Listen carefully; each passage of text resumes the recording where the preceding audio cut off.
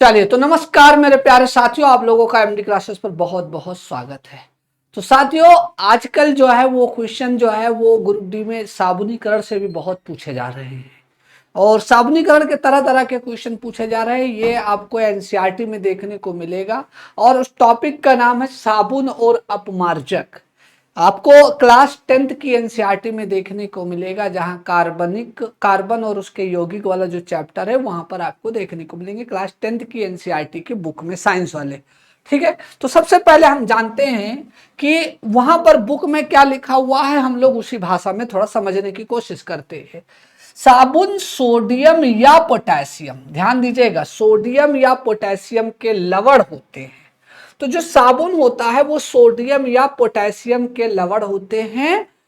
दूसरी चीज है, जो दीर्घ श्रृंखला वाले कार्बोक्सिलिक अम्ल के होते हैं। तो एक तरह से चैन है, बनता जाता है ना।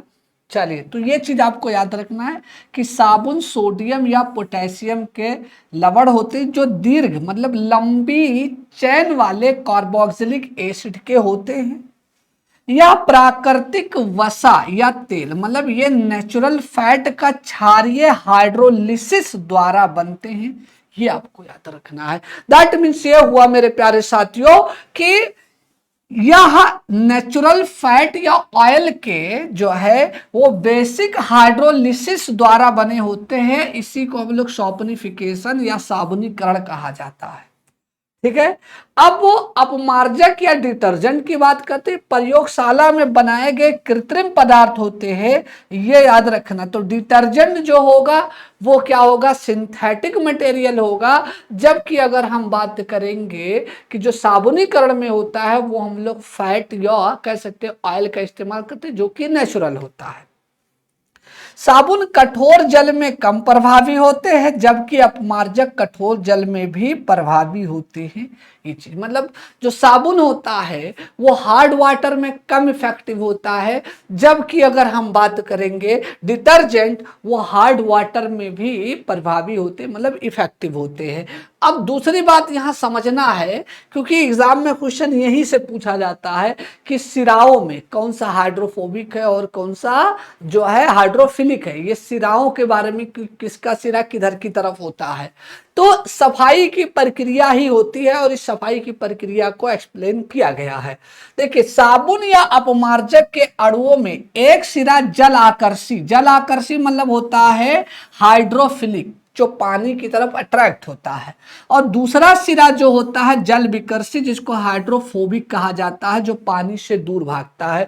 तो मान लीजिए कि उदाहरण के तौर पर इस तरह से है, अगर डायग्राम की बात करें तो एक तो जो पानी की तरफ होता है उसको हाइड्रोफिलिक कहते हैं, जो पानी से दूर होगा वो क्या होगा, हाइड्रोफोबिक कहलाएगा। ठीक है, जब साबुन जल में डाला जाता है तो उसका जल विकर्षी मतलब कि हाइड्रोफोबिक सिरा गंदगी या तेल में जाता है, जल आकर्षी सिरा जल की ओर रहता है। यही आपको याद रखना है कि भाई साहब कि जो हाइड्रोफोबिक होगा गंदगी की तरफ की हाइड्रोफिलिक हो जाएगा। तो यहां साफ लिखा हुआ है, जब साबुन जल में डाला जाता है तो साबुन में बताया था आपको कि दो सिराएं होती है। अब अपमार्जक के अणु की दो सिराओं में से जो जल विकर्षी हाइड्रोफोबिक वाला जो सिरा होता है वो गंदगी या तेल में जाता है, जबकि जल आकर्षी मतलब हाइड्रोफिलिक वाला जो सिरा होता है वो जल की ओर रहता है। तो इधर हम मान लो बना दे, ये आपका दिखाई दे रहा है जल विकर्षी हाइड्रोफोबिक, और ये दिखाई दे रहा है आपका हाइड्रोफिलिक। तो ये चीज आपको याद रखना है, ये जल की तरफ रहेगा। ठीक है साथियों, और ये सिरा किसकी तरफ रहेगा, गंदगी की तरफ रहेगा। ये चीज आपको याद रखना है। ठीक है, अब आते हैं, इस प्रकार गंदगी छोटे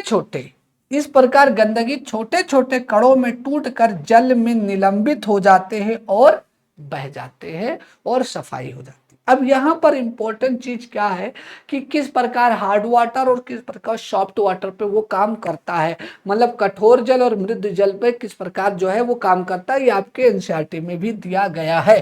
ठीक है, इसमें देखिए सबसे पहले हम कठोर या कह सकते हो हार्ड वाटर की बात करते हैं, इसमें कैल्शियम आयन और मैग्नीशियम आयन जो होते हैं वो अधिक मात्रा में पाए जाते हैं हार्ड वाटर में, जबकि सॉफ्ट वाटर में कैल्शियम आयन और मैग्नीशियम आयन या तो कम पाए जाते हैं या तो नहीं भी पाए जाते हैं। ये साबुन के साथ अभिक्रिया करके आविलेय लवण बनाते हैं, ये इंपॉर्टेंट है।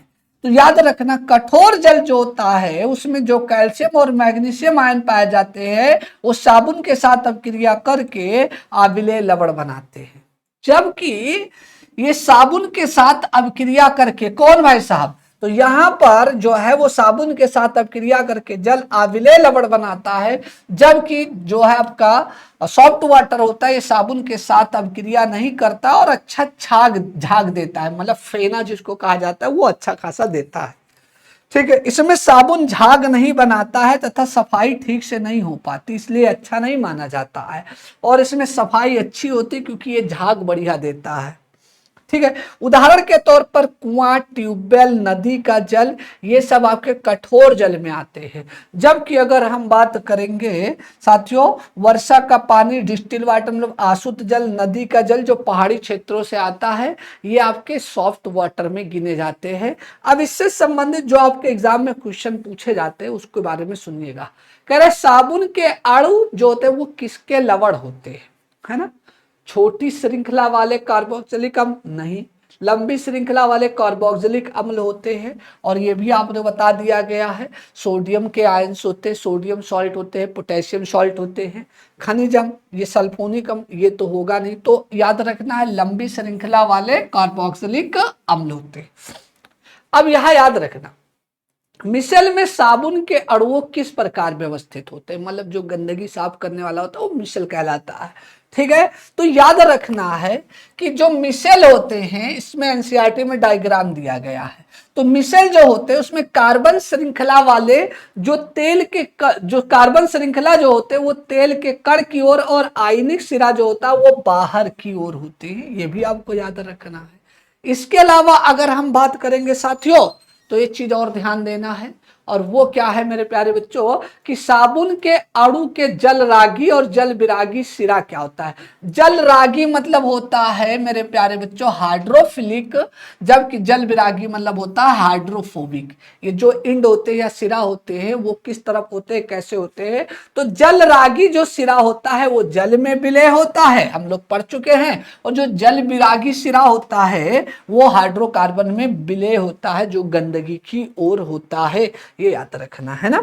चलिए, मिशेल में तेलीय मैल जो होता है वो एकत्रित होता है, क्यों होता है, तो याद रखना बीच में होता है ना, केंद्र में पाया जाता है, और उसी की तरफ क्या होता है जल विरागी इंड होता है, मतलब कि ये जल विरागी इंड है तो वो गंदगी की तरफ होता है ना। चलिए, एंड नेक्स्ट है कठोर जल में साबुन के झाग मुश्किल से क्यों बनता है, ये आपको कमेंट करके बताना है कि भैया जरा बताओ कि कठोर जल है, इस कठोर जल में जो है वो झाग नहीं बनता है, या बनता है तो मुश्किल से क्यों बनता है या कम क्यों बनता है, ये कमेंट करके आपको आंसर देना हो।